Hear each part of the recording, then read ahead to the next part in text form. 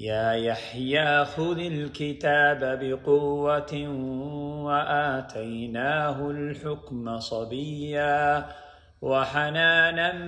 من لدنا وزكاة وكان تقيا وبرا بوالديه ولم يكن جبارا عصيا وسلام عليه يوم ولد ويوم يموت ويوم يبعث حيا واذكر في الكتاب مريم إذ انتبذت من أهلها مكانا شرقيا فاتخذت من دونهم حجابا فأرسلنا إليها روحنا فتمثل لها بشرا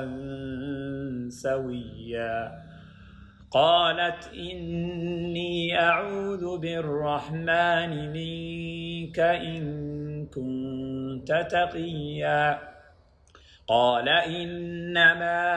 أنا رسول ربك لأهب لك غلاما زكيا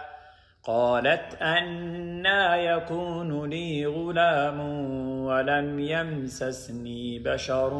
ولم أك بغيا قال كذلك قال ربك هو علي هين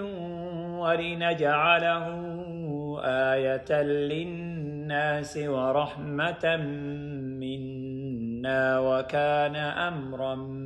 مقضيا فحملته فانتبذت به مكانا قصيا فأجاءها المخاض إلى جذع النخلة قالت يا ليتني مت قبل هذا وكنت نسيا منسيا فناداها من تحتها ألا تحزني قد جعل ربك تحتك سريا وهزي إليك بجذع النخلة تساقط عليك رطبا جنيا